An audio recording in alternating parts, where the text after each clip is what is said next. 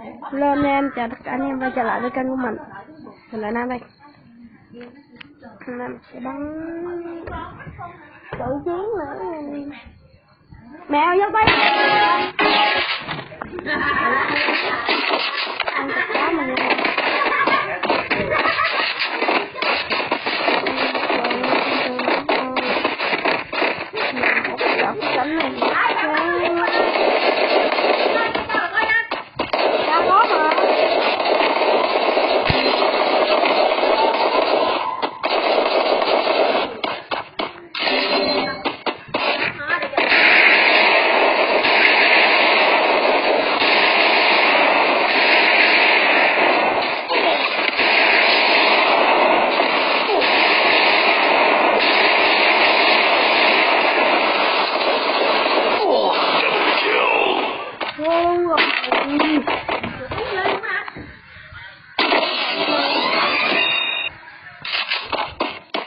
Đánh này đi nè.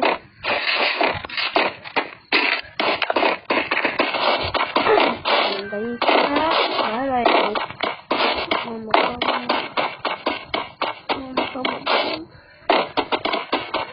một cái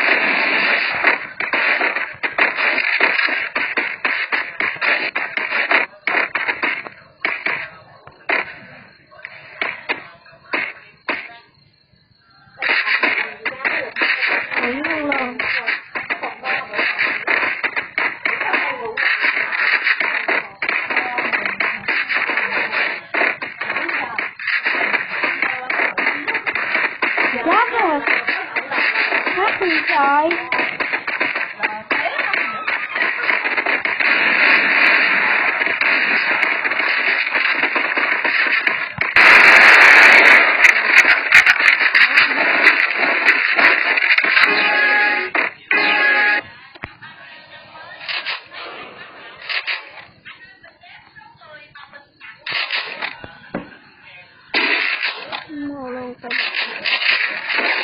Ok.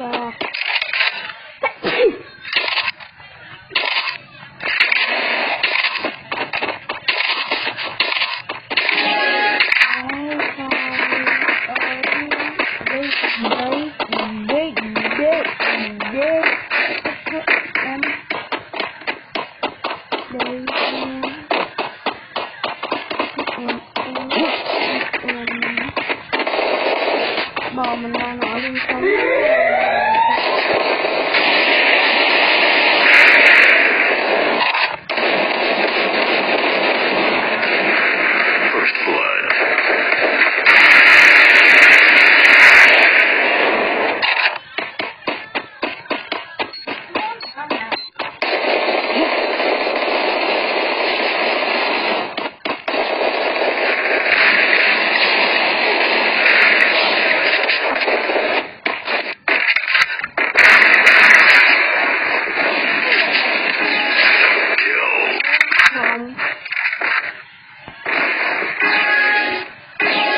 chết luôn rồi.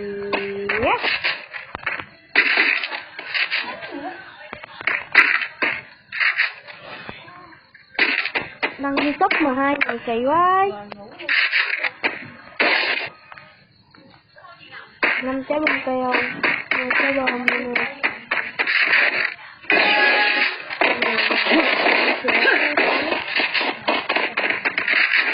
Quyết định nhau chưa.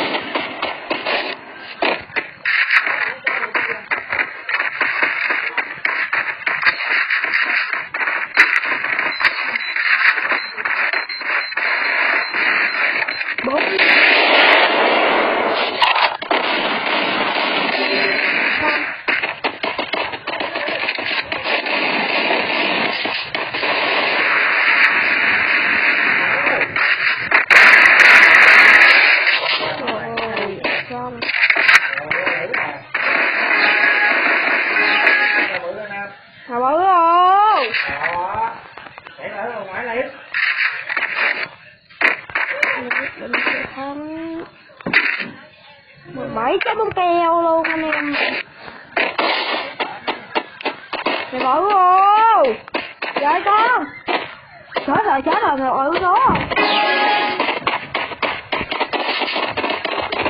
Có nha con.